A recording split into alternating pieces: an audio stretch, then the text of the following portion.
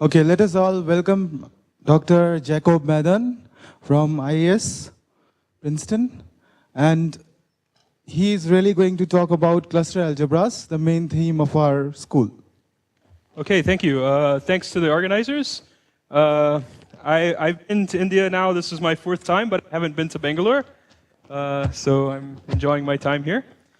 So I'm going to give 4 talks, and the plan is sort of to try to give very simple talks on cluster algebras. I want to convince you that you can do this. I mean, everybody can do this. Okay, so I'm going to give like some kind of very simple talks. Is the mic working? Okay, cool.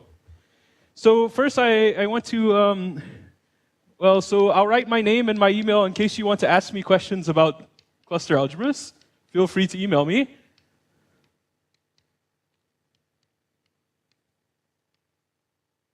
I'm happy to discuss anything. If you're too shy to talk to me, hopefully you can send me an email, so please do. Okay, so I want to first give some outline of the sort of, like what I want to talk about in these talks. So for today, so the first talk is going to be today, I'm about to start, and I'll do quivers and mutation. So I'll tell you sort of all what these words mean, but I just want to give you some outline. Quivers, mutation, and I'll define cluster algebras.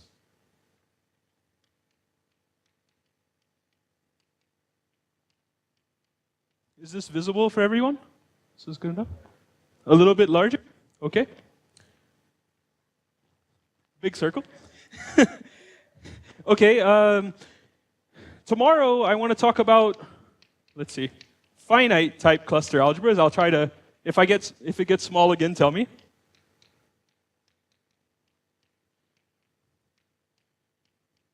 These are cluster algebras that are finite in some sense, which I'll define. Okay. The next day, on Wednesday, I'll talk about cluster algebras that arise from surfaces. Okay.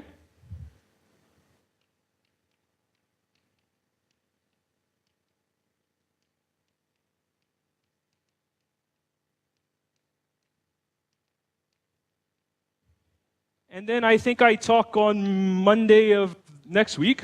And the plan for Monday of next week is to talk about, there's a different notion of finiteness called finite mutation type.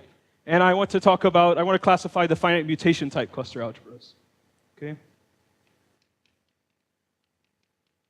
Finite mutation type.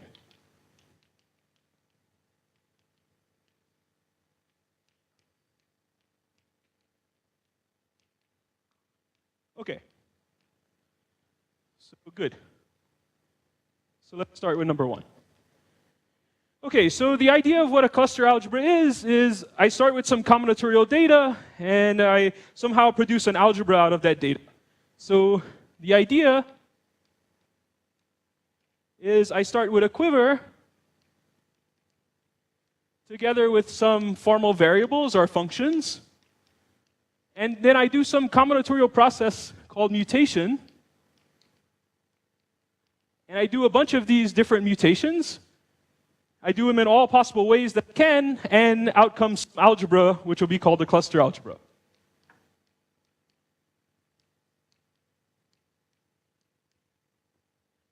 So let's define what all of these things mean. Okay? So I'll just tell you about quiver mutation. So first thing is a definition. What is a quiver? So a quiver is just a directed graph. Okay, maybe you know this from graph theory.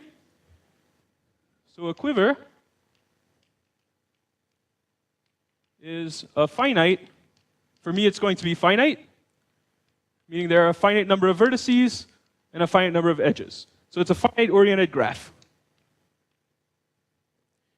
Okay, so this quiver it's going to be a 4-tuple, which I'm going to denote by Q.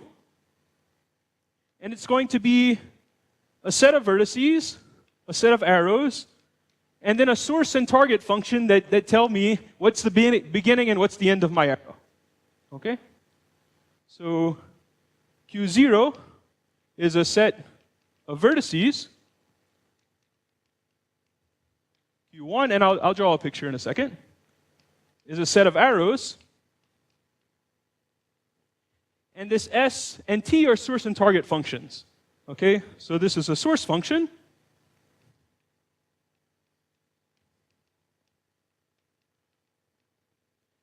So it's a function that takes in an arrow and tells me where the arrow starts. It gives me a vertex. And there's a target function. I'm going to shorten function to this.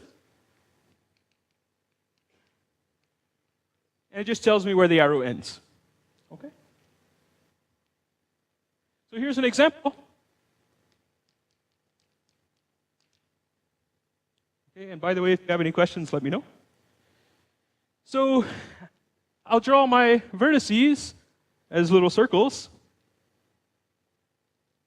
So here's a set of vertices. And now I need to tell you some arrows.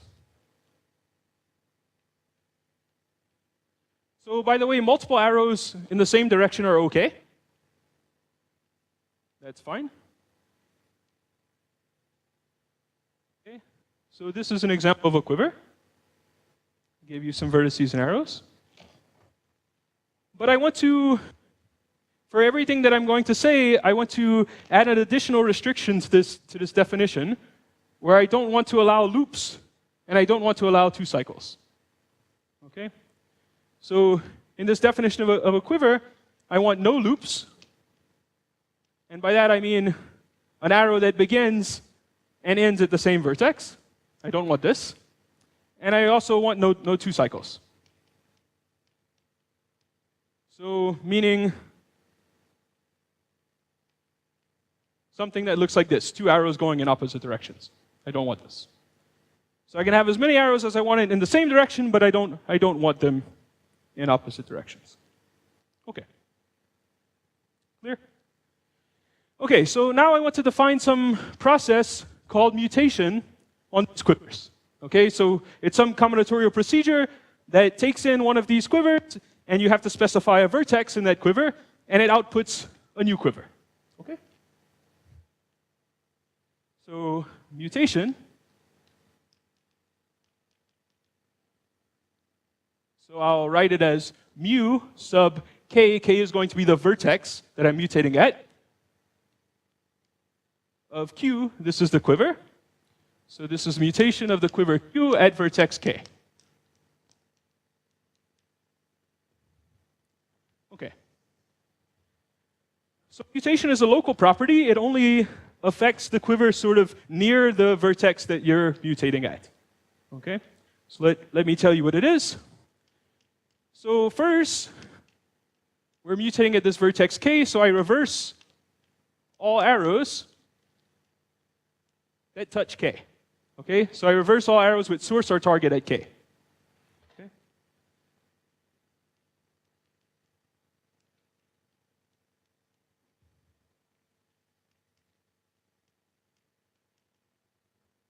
All right?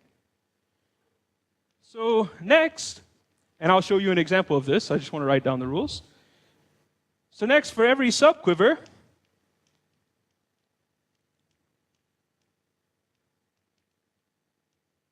that looks like this. So I have to label these so I can talk about them. I'm labeling the vertices. So if I have a piece of my quiver that looks like this, I goes to k goes to j, some 2 path, okay, through the vertex k that I'm mutating at. I want to add a new arrow.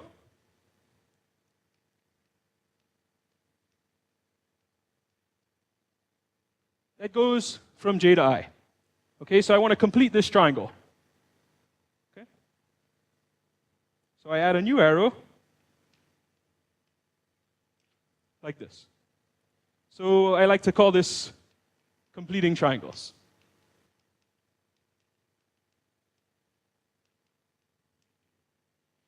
And the last step is, when we add these new arrows, it may be that we create some of these 2 cycles that we didn't want to consider. Okay? So in the last step, if we've created any of these, we'll delete them in pairs. Okay? So delete 2 cycles. All right. So this is some funny procedure, and for most of this talk, I'm just going to show you examples of this procedure. Yeah? Yeah, so then you do this twice. For every such path that goes through your vertex K, for every 2 path that goes, you add a new arrow. That's right. Yeah, so I'll do an example where you add multiple arrows. Yep. Good question? Okay, so I'm going to come to this later in the talk. So maybe I'll go back over here.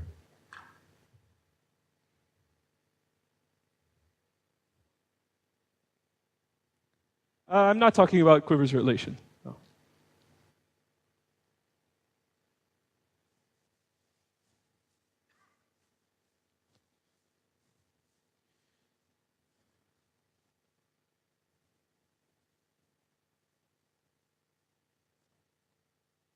Okay, so let's do an example of this Quiver mutation.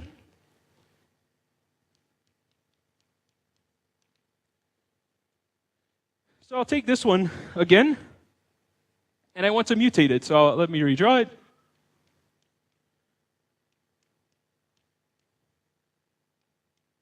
Okay, so here's this Quiver. And let's say that I'll pick some vertex to mutate at. Let's pick this one, okay? So I'm going to mutate at this guy. All right, so let's see what happens. Let's just follow this procedure. So if I label these like 1, if I label these 1, 2, 3, 4, then in my notation earlier, this is mutation of 2. This is the Quiver Q, mutation at vertex 2 of the Quiver Q. Okay? So the set of vertices stays the same. I mean, sort of nothing happens to the set of vertices. Okay, and the first step says that I don't touch any of the arrows if they're not touching the vertex I'm mutating at. Okay? So I only mess with the arrows that are touching 2 in this example. Okay? So it means I can sort of draw the picture. So nothing is going to happen to these. So I just draw them as it is. And now these, since they touch 2, I have to reverse them. I have to reverse these and these. Okay? And this one goes like this. Okay, so this is an example of the type you mentioned because, okay, so I've done step 1. Okay, and now step 2, there are 2 such subquivers. Okay, so there's one that takes this first arrow and this arrow, and there's another one that takes the second arrow and this arrow. Okay, so step 2 says I need to add 2 arrows here. Okay? Is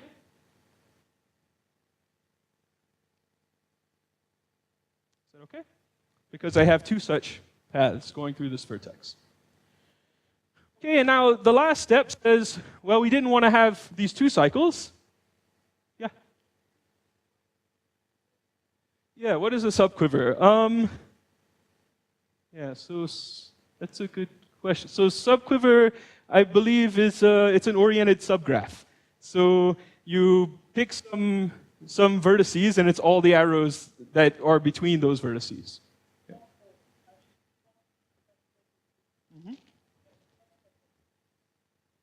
The subset of the arrows. That's right. You're right. Thank you. Yes, thank you. You pick a subset of the vertices and a subset of the arrows. Yep. Okay, good. Any other questions? Okay. So now I'm at step 3, and I have to delete 2 cycles. Okay? So I have one such pair. So I'll do that. I'll just delete one of the pairs. And I'll just be left with 1 arrow going in this direction.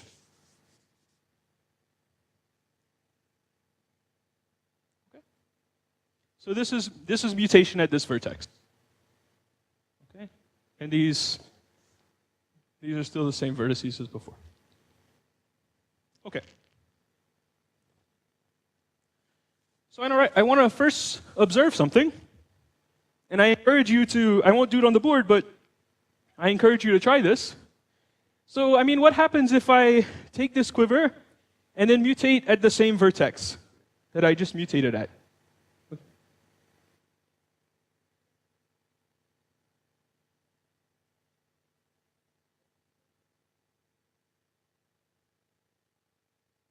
Sorry, I can't understand you. Okay. So, yeah. So the second step says, so this is the vertex I'm mutating at. Okay.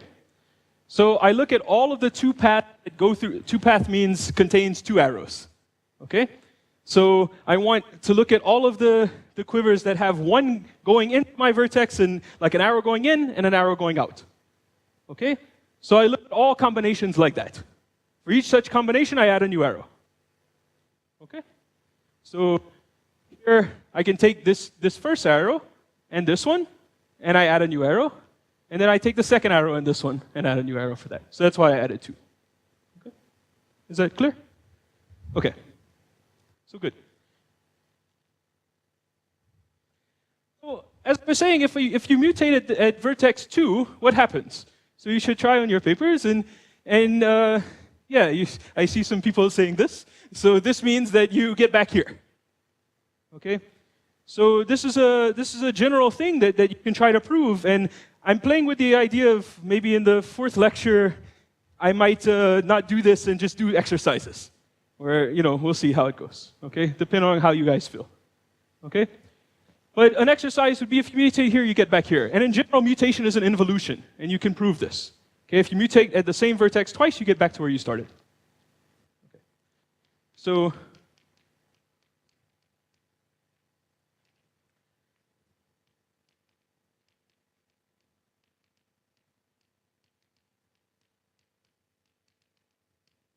Mutation is an involution.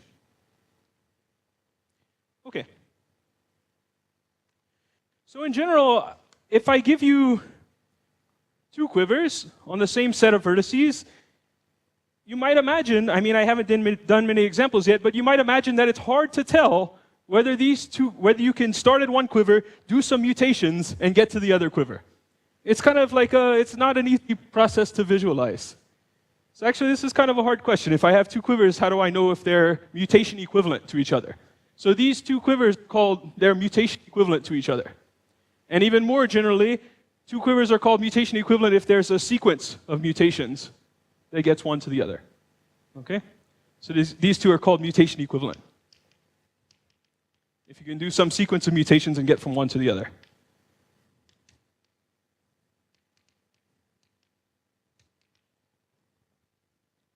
Okay. So now what I want to do is I want to add even more data. So far I only have a directed graph. So I said at the beginning, to get a cluster algebra, I need a quiver together with some variables or functions. And I need to do these mutations to produce an algebra. Okay? So let me tell you about these variables or functions. And yeah, maybe I'll keep this for a second. The board is a lot smaller from what it looks like when you're over there. Okay. So a seed. So first I'll pick some field. So F is a field of rational functions.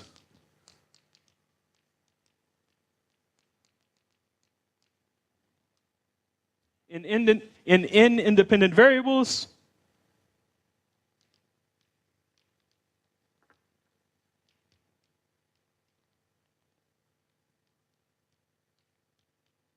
Over some field of rational functions. These are going to be called coefficients in a second. Okay, so definition. A seed is a pair. So it's a pair of a quiver, which we've talked about before, together with some variables. Okay? So I'm going to write x bar because it's a collection of variables.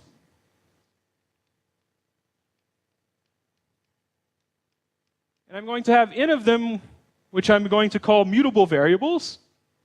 Okay? Cluster variables. And then I'm going to have another n plus 1 through m of them, which are going to be called coefficients. Okay, so let me sort of write this down. So these guys are called cluster variables.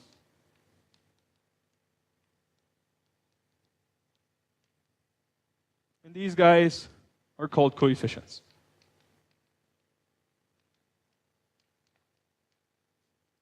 Okay. And I'll get rid of this. Everybody okay with this? You have it on your papers?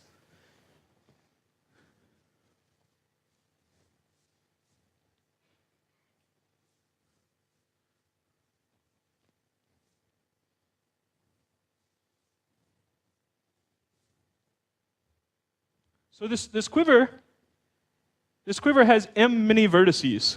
Okay, it has one for each of these variables. Okay. So here, Q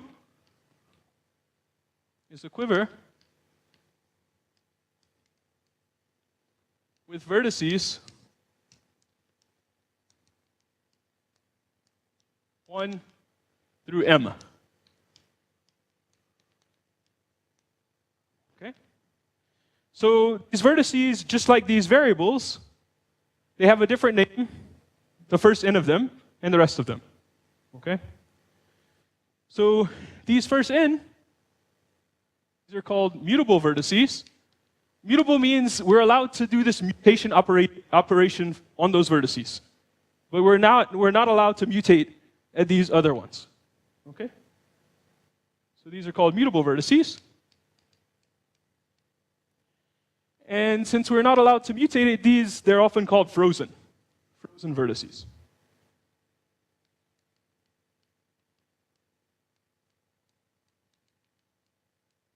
Okay.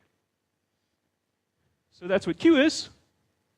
And X bar, this collection of variables, has some property with respect to this field that I said before.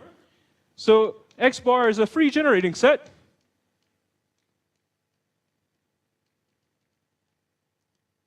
For that field. Okay. Okay, so let me do an example. All right? So, okay. So I've told you all of this, and now the point is that I've told you how to mutate this quiver, and there's going to be a way to mutate these variables as well. When I mutate a quiver with some variables, when I mutate one of these seeds, I also change the variables. I don't just change the quiver, I also change the variables. So let me tell you how the variables change. Okay? So I'm going to say one more time, mutation, and then I'll do an example of mutating seeds rather than just quivers. So mutation of a seed, which is a quiver together with some variables, at vertex k again. Okay, so you mutate the quiver as before.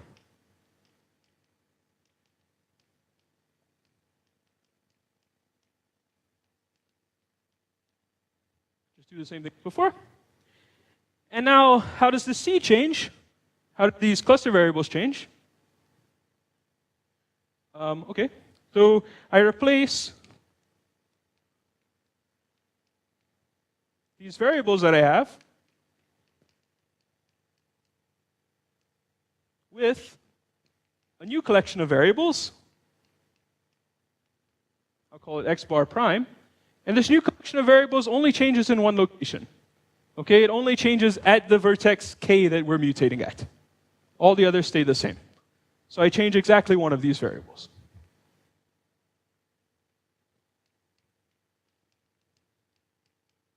So all of these are the ones that I had before.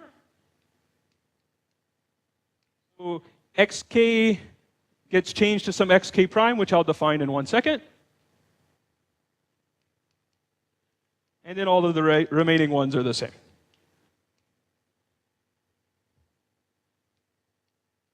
So where this xk prime is given by this formula. Okay, so so in this quiver, I have some arrows going into k and some arrows going out of k, the vertex I'm mutating at. So this is going to be some rational function where I take a product. Instead of source and target, let me just write it in a picture. So I take a product over all the arrows that go into k of the variable written on that vertex. So I have an arrow going to k, it has a source, and I multiply all the variables at those sources. Okay? So this is a binomial. I have this plus another product, which is the other thing. Okay, the variables where the arrows leave k. So if there's an arrow leaving k, I multiply all the variables on the targets. Okay? And it's a rational function, so the denominator is divided by the variable that you had before you mutated, so the xk that you had before.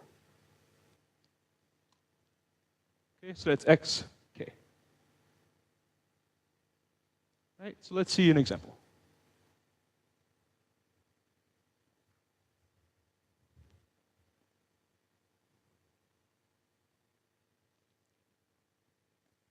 And maybe I'll get rid of this now so I have more space.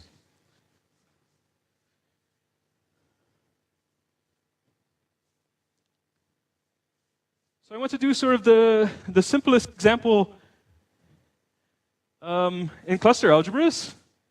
It's the one that you see, I think, first when you start learning this subject. It's the one that I saw first. And that's the so-called A2 quiver. Okay? So why is this called A2? Well, you'll see in my second lecture. Okay? If you know anything about Dynkin diagrams, it's an oriented A2 Dynkin diagram. Okay? But if that didn't make any sense to you, I'll talk about it later. Okay, so I'm going to start the A2 Dynkin diagram just looks like this. Okay, it's two vertices with an arrow in between them. Okay? And I'm going to start with the most generic variables I can think of, x1 and x2. Okay? So in this example, I don't have any of these coefficients. Okay? So nothing is frozen here. So I'm only saying frozen because other people probably will use them in the lectures. Okay? For me, I don't think I'll talk too much about it. Okay? But when I draw a quiver, if I want to add some frozen variables, they typically draw it like this. They put some box. Okay?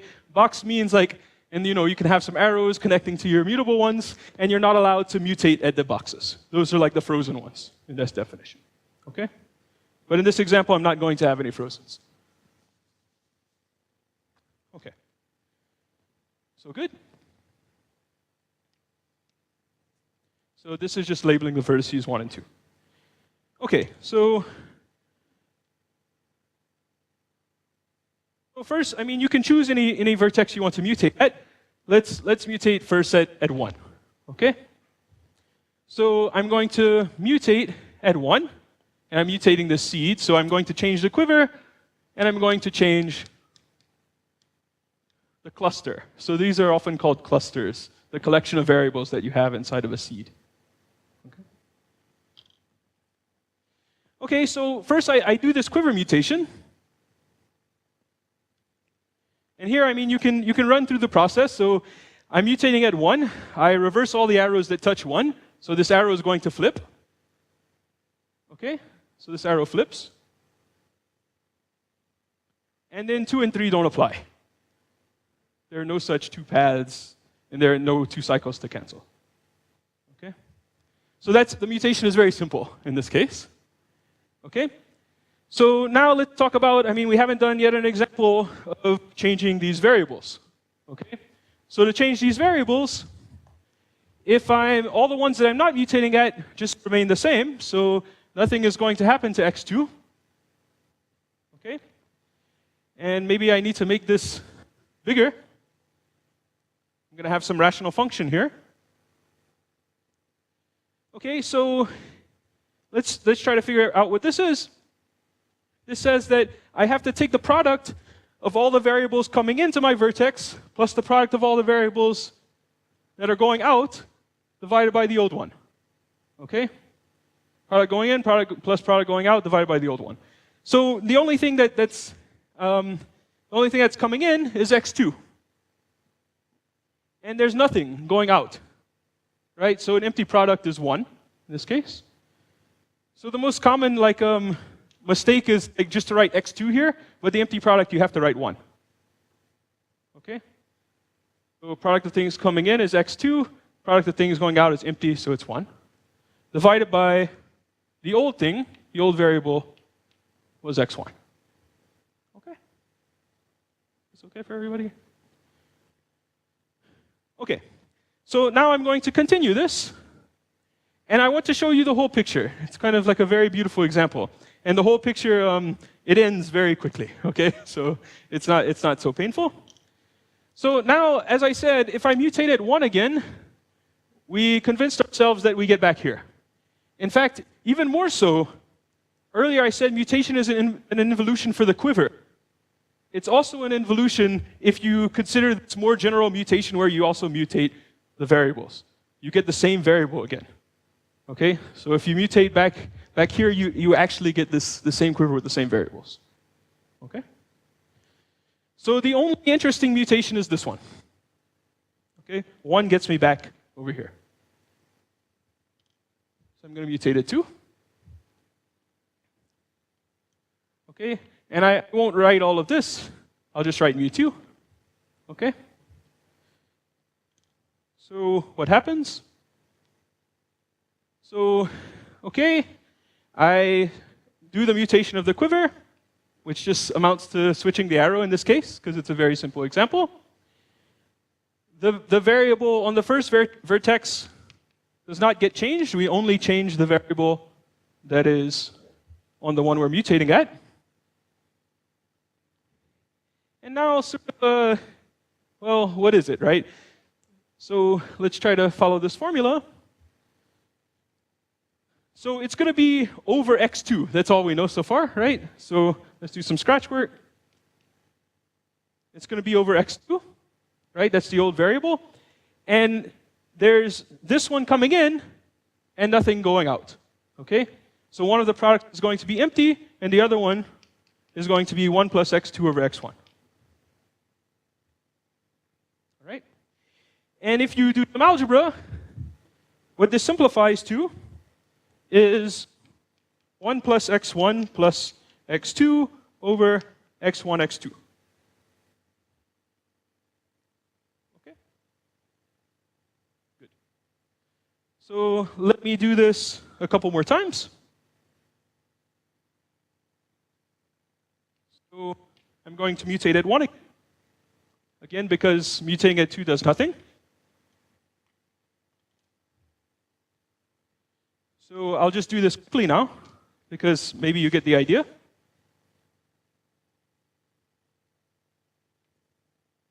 Okay, so the arrow changes. Okay, so I'm mutating at 1. That means this one stays the same. 1 plus x1 plus x2 over x1, x2. And then now, here's a very surprising fact. Like, you start doing this, and it becomes more and more complicated. And like you're like, well, you wouldn't imagine that this ever simplifies. But the beauty of cluster algebras is you always get some nice expression. Okay? So nice means that you always have a monomial in the denominator. This is always what's called a Laurent polynomial. Okay? So in this case, you can try this.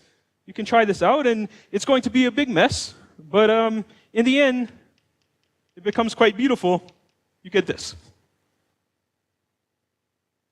Okay? This is kind of like really beautiful, I think. Okay, so we mutated at 1, so let's mutate at 2. And we're almost done now. So I can draw my circle smaller because I know that the expressions, because I've done this before. Okay, so now I'm mutating at 2. Okay, so this one's going to stay the same. I reverse the arrow. And what I'm going to get here is x1. Okay?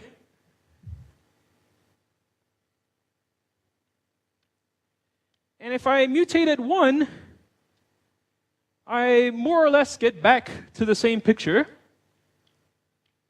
except that the label of the vertices are swapped. Okay, so up to relabeling the vertices, I get back where I started. I really want to get back, I should do 10 of them. Okay, rather than 5. Okay. Yeah.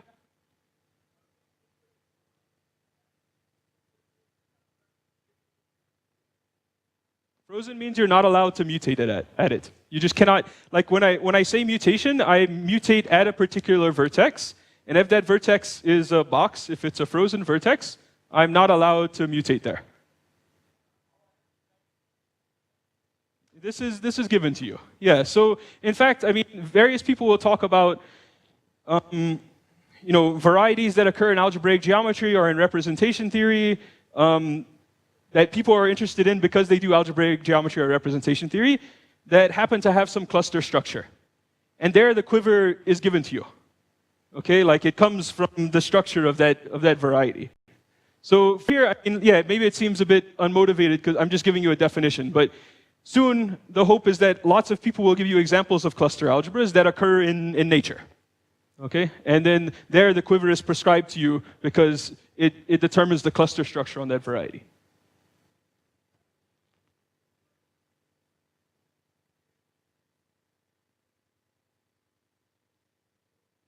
No, yeah.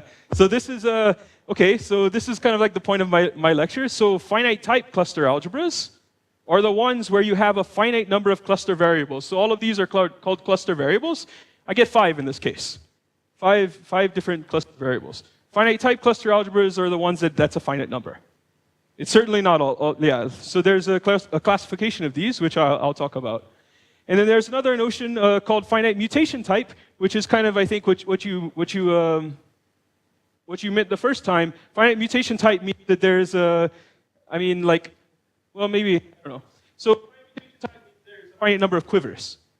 So like, yeah, so this one is 1 or 2 depending on how you look at it, right? It's this and this.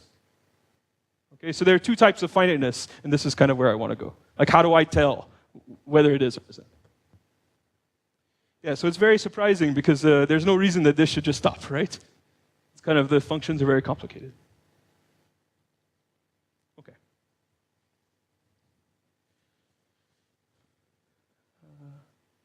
Okay.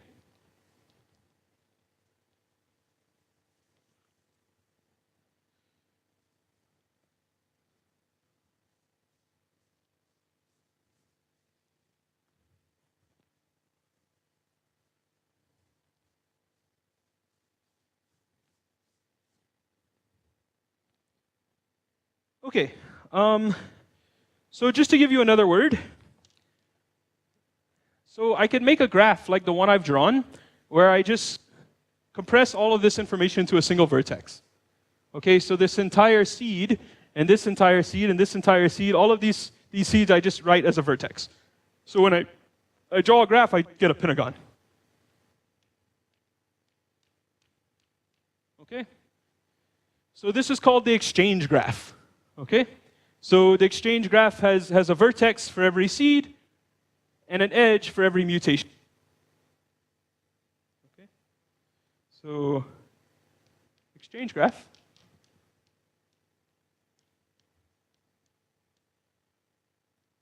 The vertices are seeds, and the edges are mutations. And this brings me to this picture over here. So if you have some time to kill and you're interested in this stuff, you can try to look at the A3 quiver. So A3 is this picture. Okay? And you can do the same kind of thing I did in this example. Of course, in this example, I only had one choice every time, right? Like I only had one choice for mutation. I mutated 1 or 2. If I mutated at the same thing, I go back. But in this example, at every step, I have 2 choices. Okay? So what I'm trying to say is that this is the exchange graph for this. Okay? This is called the associahedron, if you've heard of this before. It pops up in combinatorics. So this is the associahedron.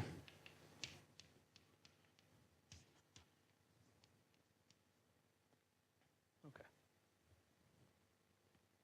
Three-dimensional associahedron.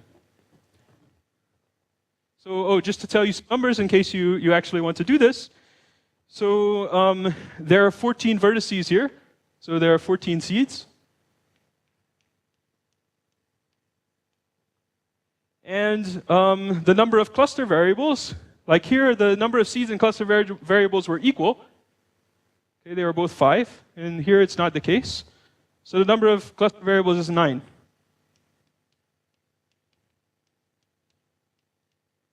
Okay. So you can try this if you'd like. Of course, when you do this, like it'll take some, like you'll have to do it all and then like stare at it to try to place it into a nice polytope like this. Okay. Any questions? Okay. So I'd like to give you a couple more examples that's like the question I got back here. Like I want to show you some that have different behaviors, but I'm not going to mutate them. I'm just going to tell you sort of what happens. I'm going to tell you the end result. Yeah. Yeah, AN is the end, like, yeah, this, well, it's not N, but, right. Yeah, it is. Yeah, A3 is the, AN is the n-dimensional associahedron. Yeah, that's right. Yeah, it's quite beautiful.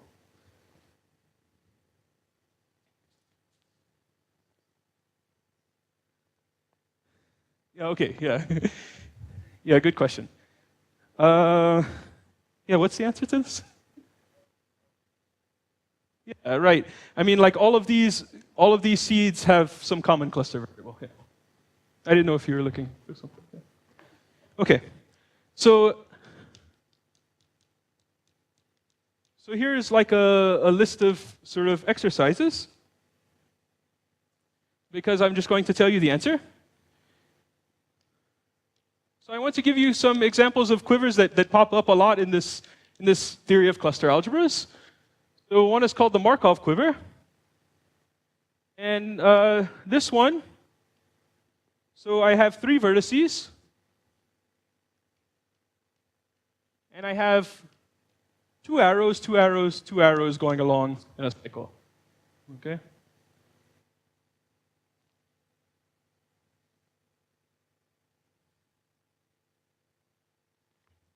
So by the way, I forgot to tell you what cluster algebra is. I got so excited with the examples. I'll tell you after this one. Okay?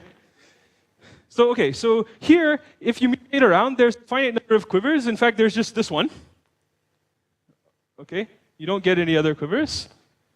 So there's one quiver that you get. So it's mutation finite. Okay? But there are infinitely many cluster variables. Okay?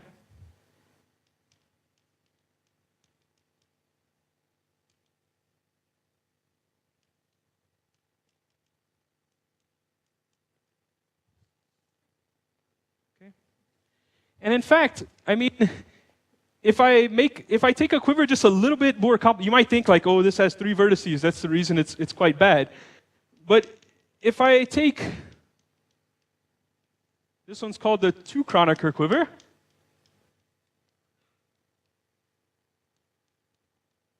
Which is just 2 vertices and 2 arrows. Okay? So not so much different than this one. Right? But the behavior is much different.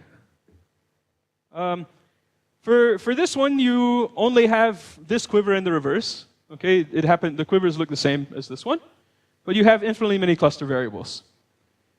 So the point is that in this mutation expression, you start squaring things because you have 2 arrows. You have to square these big rational functions, and then they kind of explode and get worse and worse. Okay, so you have they don't get simpler. So you have an infinite number of cluster variables. Mm-hmm. Yeah.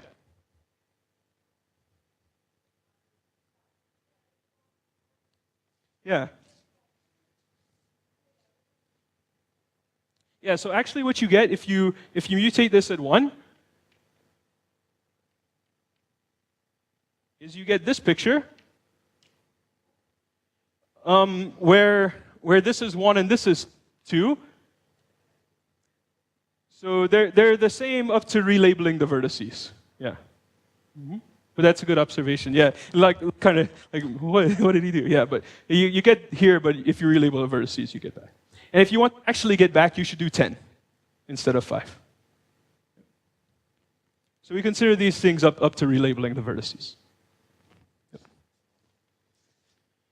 Okay, so yeah, so here you get a finite number of quivers. It's just it and its reverse.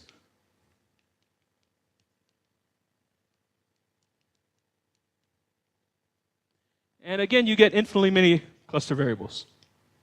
Infinitely many cluster variables. Okay? So, how much time? I have 30 minutes? Is that right? 30 minutes? Okay. So another example that pops up a lot, and my hope is like I put all these examples in and other people hopefully use them in the lectures. These are ones that kind of pop up a lot in the theory. Generally counterexamples to something. Like these are typically like, yeah, they're badly behaved for a lot of things. Okay. So exercise means like, you know, if you want to think about it, and then you can come talk to me about it if you'd like. Send me an email if you're shy. So this one's called the dreaded torus. It's a funny name. So when I talk about, in lecture 3, when I talk about cluster algebras from surfaces, if I take a surface and I triangulate it, then there's a way to get a quiver from that triangulated surface. And this one comes from a torus, this quiver that I'm about to draw. Okay?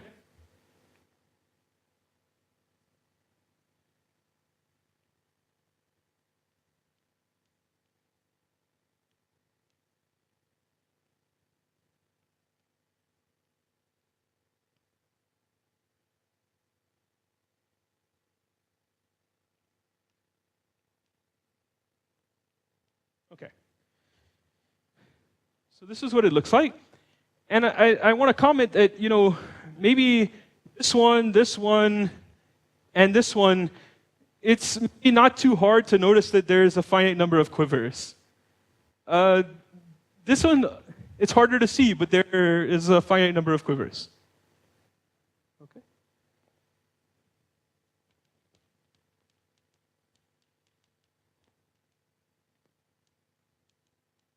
Okay. And again, infinitely many cluster variables. Okay, and the last example I want to show is one that's infinite in both cases. Okay? So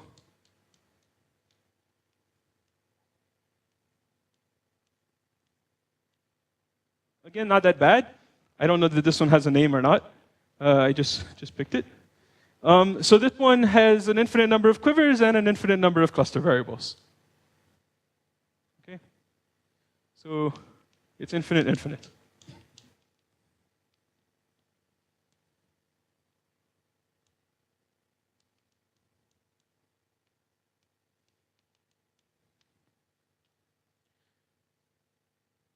So now I'd like to show you some computer program that you can use. Yeah? So this is a definition. These were the developers of the theory. So Sergei Fomin and Andrei Zelevinsky. And I mean, they were working on this for a long time, but the paper got published in 2002. So the cluster algebra,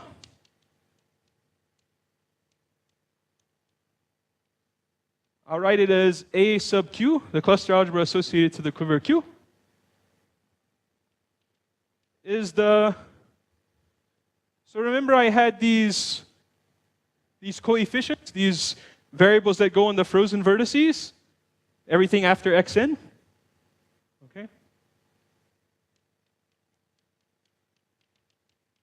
So these are my coefficients. So it's a Z adjoin this sub-algebra.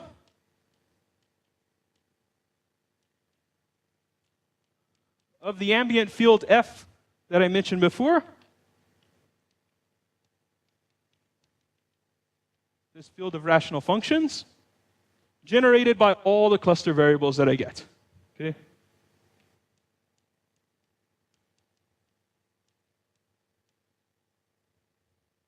All the cluster variables that I get.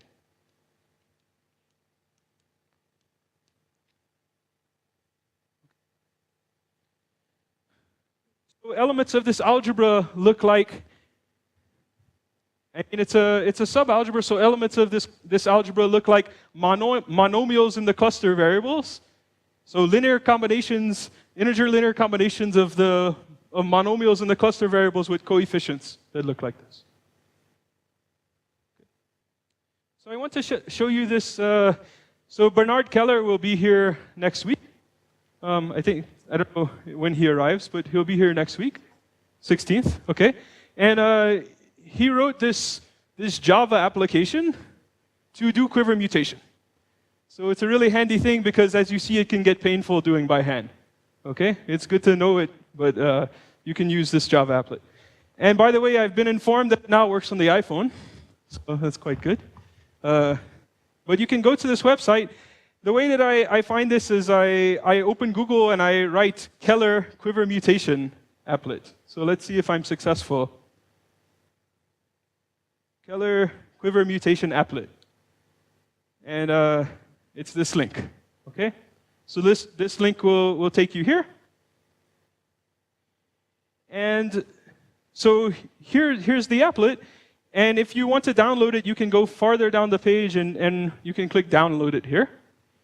And this downloadable version has the advantage that you can work with these variables. Okay, like if you just look at this, I don't think you can do variables on here. Okay, you can just play with the Quiver. So let's see. So I'm deleting all of these nodes. And the last one that I told you, add nodes. The last one had 3 vertices, and then 2 arrows and 2 arrows. Okay? So I click add arrows, and then you click on the source, and then you click on the target, and it adds an arrow. Okay? And if you want to add another one, click source, click target. Okay, so let me make the Quiver from before. And when you're done, you type done. You click done, and then now if you click on any of the vertices, it'll do the mutation. Okay, you just click on the vertex. So I click, and something happened. If you click, you might have to drag to move them around so you can see what's happening. So I'll start randomly clicking, just to try to convince you that, so the number is how many arrows there are, right? So you don't want to do it by hand, I think. So, you know, just clicking around. Yeah, so, you know. Yeah, so you get the point, right?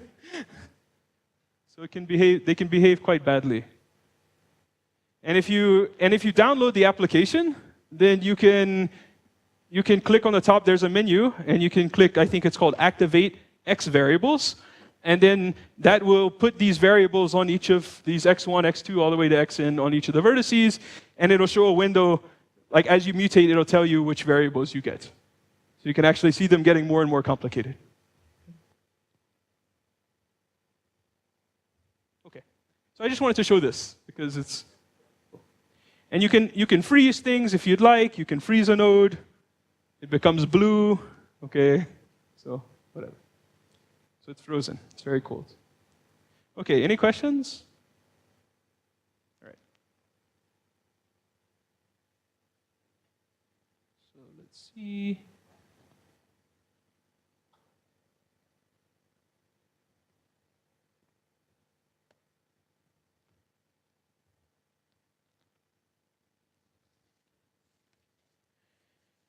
Okay, so I want to observe, like, write down some things that I mentioned before, but didn't write down formally. Okay, so one of the things I mentioned when we did this A2 example, I said that, you know, we do all of these computated mutations, and then in the end, after all of this simplification, we always get monomials in the denominator. So we get a Laurent polynomial. So this is called Laurent phenomenon. Okay? So let me write this down.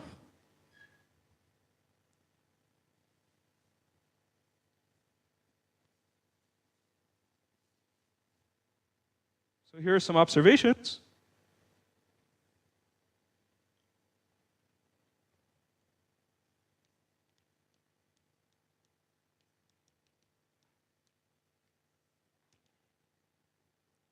So this is a theorem.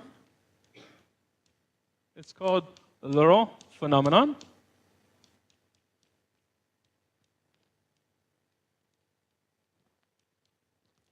And this was proved in the same paper where cluster algebras were introduced, in Fomin and Zelevinsky's original paper.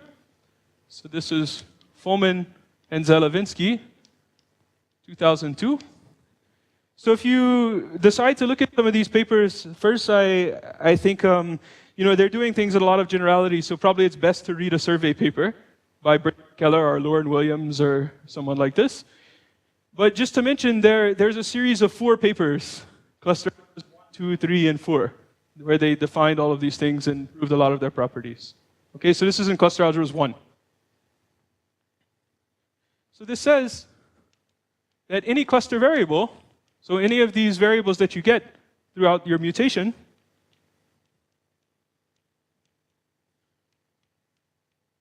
so this is not a seed or a cluster, it's just a single cluster variable, okay, inside of some cluster algebra, can be written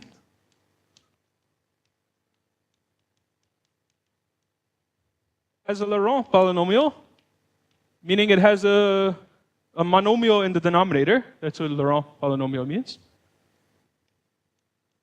It's a rational function with a monomial in the denominator. As a Laurent polynomial in any cluster.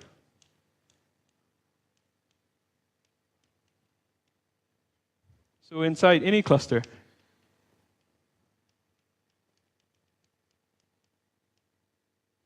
So it's quite surprising. I mean, like in the A2 example, what this says is I had 5 clusters. I can pick any of the cluster variables, just pick one, and then pick one of the clusters, and I can express that variable that I picked as a Laurent polynomial in any of those clusters. Okay? So as I said, this means that you have some polynomial over a monomial. Okay?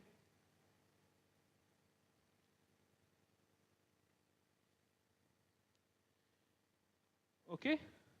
So the next one is, so this was proven in the original paper, and the other one is called positivity. So positivity is that the coefficients of this polynomial upstairs, they're positive. Okay? It has positive coefficients.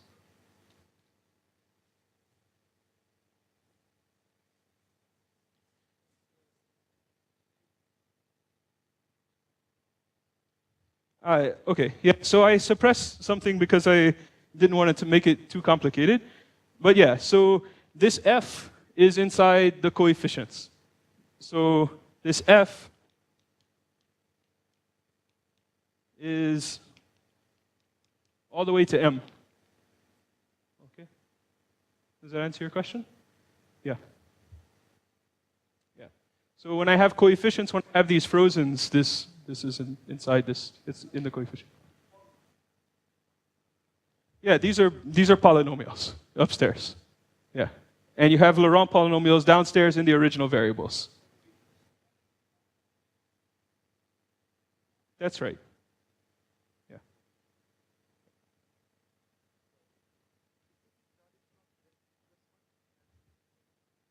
No, I think this is correct.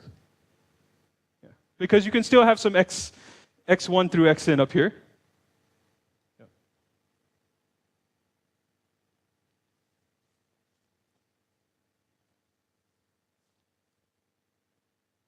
Okay.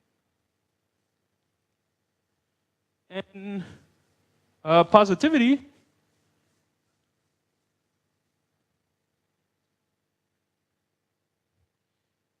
So I mean, I should mention though. Is this correct, Laurent? Okay. Yeah. So this is the hardest part preparing this talk because the definition of cluster algebra has many different. I mean, some people invert cluster variable coefficients. Some people invert coefficients. Some people don't. You know. So.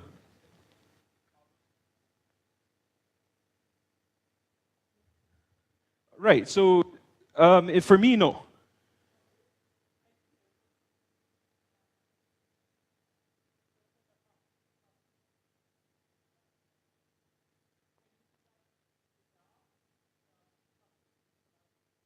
Yeah. That's. I mean, I mean, this is simplified. Yeah.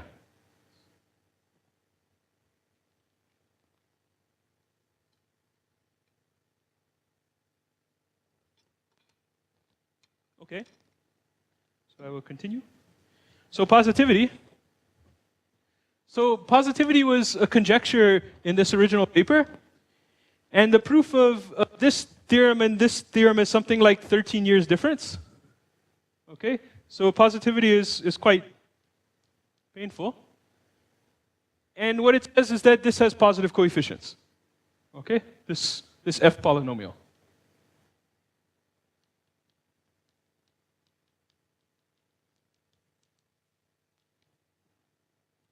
And if I want to credit this theorem to some people, I will have to write a very, very long list. Okay? So I'll just say some out loud. Okay, so this was proven in sort of a lot of cases, one after the other.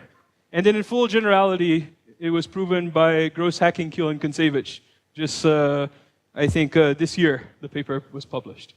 Okay, so first, Kimura and Chen proved this for acyclic cluster algebras. These are ones where you can take your quiver and mutate it until you get something with no oriented cycles. Okay, so it's mutation equivalent to something without oriented cycles. And then Musiker, Schiffler, and Williams proved this for cluster algebras that come from surfaces. So remember I said in cluster algebras, in the third lecture, I'll tell you about how you can have cluster algebras from surfaces. And then Lee and Schiffler proved this in 2015 for all skew-symmetric cluster algebras, meaning all cluster algebras that come from quivers, like what I'm describing here. So there's a lot of different generalities. And then Gross, Hacking, Kiel, and Kontsevich proved this year for general cluster algebras, which I haven't even defined. Okay, so more things, more general than what I'm defining. Okay, so there's sort of a lot of people, and I don't want to write any name because I don't want to say that somebody is more important than somebody else. Okay? Okay, so this says that this polynomial has this polynomial f has positive coefficients.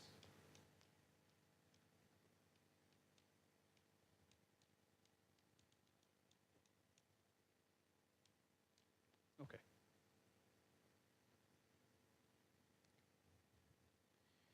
Okay, so I just want to note that this is not obvious, right? I mean, like if you have, I'm dividing all the time when I do this mutation. So if I divide these two things, what do I get? I think I get something with a subtraction. I haven't done this in a long time. But I think I get something like this. Okay, so when you can divide two things that have all pluses and you can get a minus. So it's sort of strange that, it's very amazing that all of these are possible. Okay, so the last thing I want to say is I want to tell you about some types of cluster algebras, and I want to draw some kind of Venn diagram that kind of shows the relationship between all of these different types of cluster algebras that I'll talk about.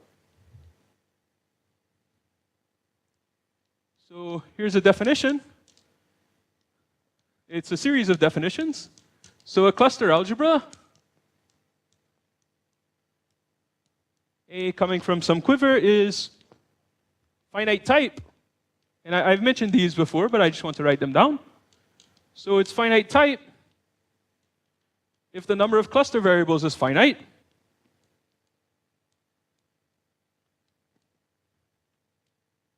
So cluster variables is finite.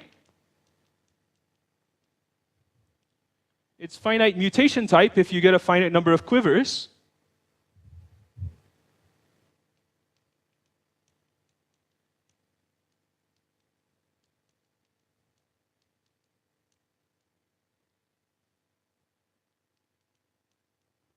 If Q, so if the number of quivers,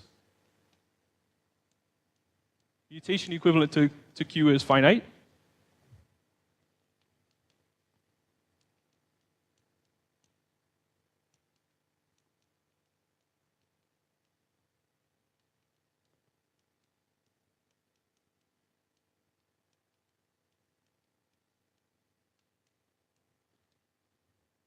okay? So another one is called acyclic type, and these are very nice. They're extremely well behaved.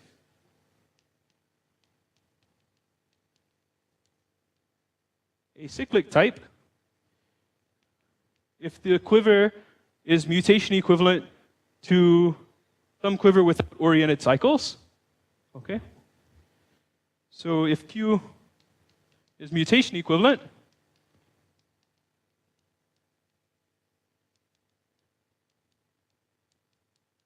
to a quiver without oriented cycles,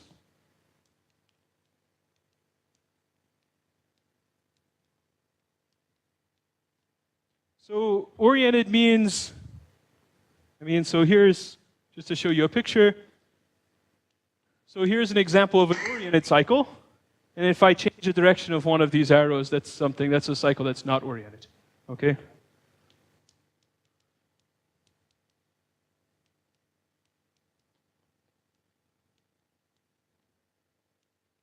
So if I just change this one to this guy, this is not an oriented cycle. Okay? So I would call this acyclic, but this not. Okay.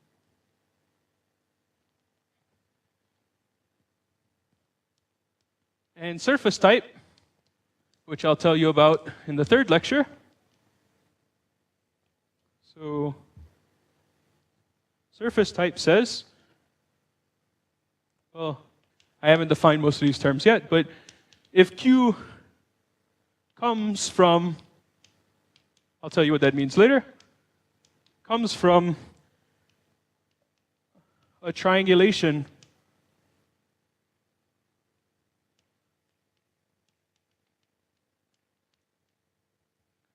of a marked surface, then we call it the cluster algebra surface type. Okay? So I want to end, I just want to draw some Venn diagram that includes all of these and shows which one's a subset of the others and so on. Okay? And by the way, I should mention I found this nice Venn diagram in some notes of Ralph Schiffler. Okay?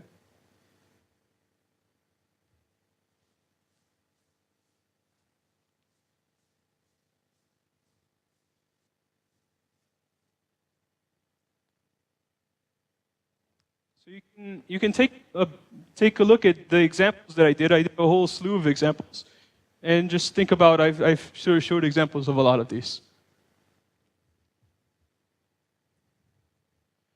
So this Venn diagram is types of cluster algebras of rank. I didn't tell you what rank means.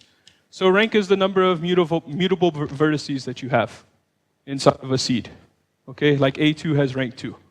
Okay, A3 has rank 3. So this means cluster algebras that have at least 3 vertices.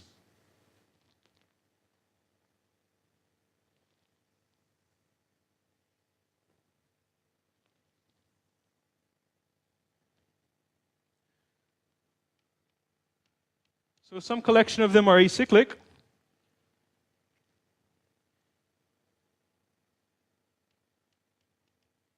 Some collection of them are finite type, which means there's a finite number of cluster variables. Okay? And these are included inside the acyclic ones. Okay? There's some that are affine. And if you know about Dinkin diagrams, these are like affine Dinkin diagrams. Their quivers look like affine Dinkin diagrams. If you don't know what I meant, what I said, that's okay. And here, these are finite mutation type.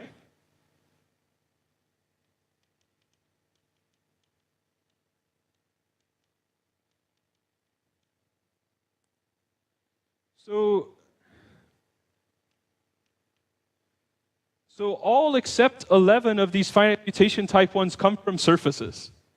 Okay? So like I said in lecture 3, I'll tell you about cluster algebras from surfaces. And they're essentially the ones that are finite mutation type, which means they have a finite number of quivers. Okay? Except there are 11 exceptions. Okay? So the finite mutation type ones are all surface ones except 11. So all except 11 are surface type.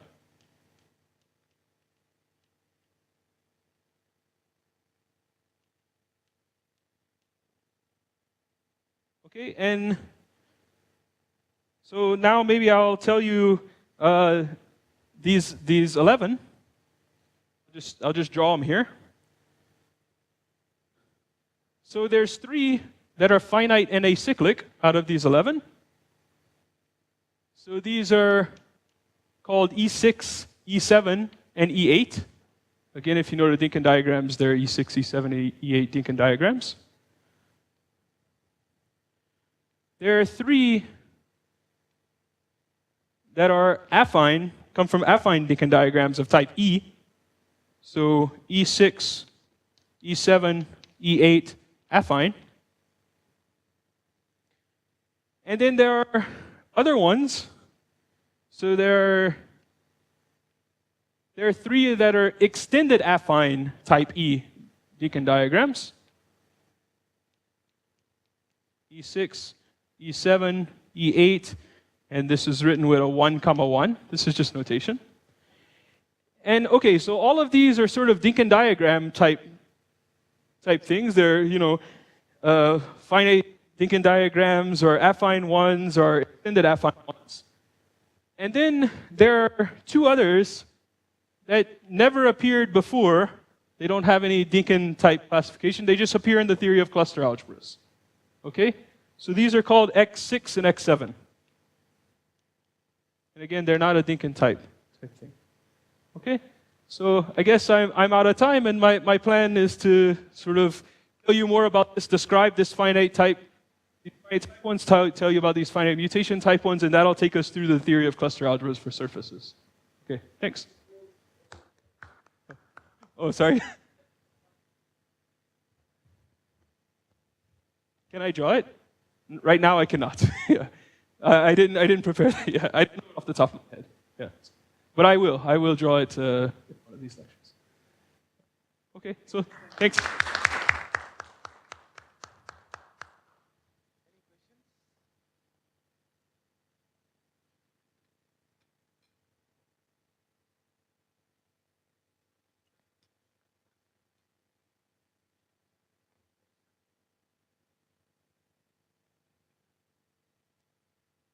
Yes. So maybe it comes from, maybe I should say if Q is mutation equivalent to one that comes from a surface. Yeah, good point.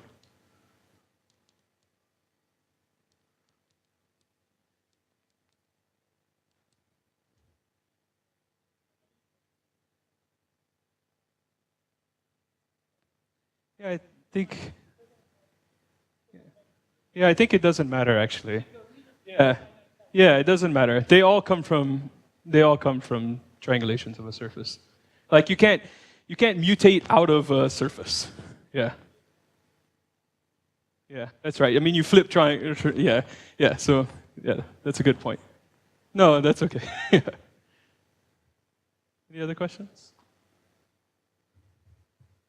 If no more questions, let's thank Jacob for an excellent introduction to cluster algebras, and we'll have more lectures by him in the coming days. Let's have a coffee break now, and then we will continue at 4 p.m. I'll come. So my surfaces have some genus. I mean, they have some number of handles or holes. They have some boundary components, which are disks that you put in the surface.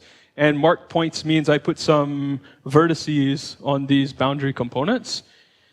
So that's what I mean. And when I draw arcs for my triangulation, I connect, my arc connects vertices on two boundary components. There's a more general thing with punctures, which means you're allowed to put vertices not just on a boundary component, but in the interior, like just inside, anywhere on the surface. But yeah, I'll talk about that too. So it's a point on a boundary component, which you're allowed to connect arcs to make a triangulation.